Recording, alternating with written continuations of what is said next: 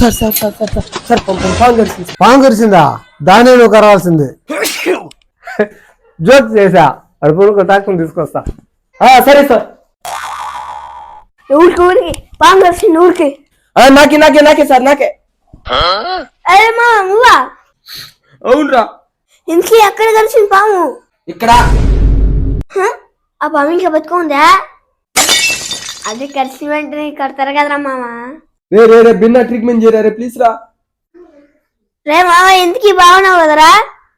రే బాగానే ఉన్నాను రే, ఏదో ఒకటి చేయరా రే ప్లీజ్ రా. రే రే ప్లీజ్ రా. రే ఇంజక్షన్ వేస్తే ఏం కాదా? ఎయిరా రే ఎయిరా రే.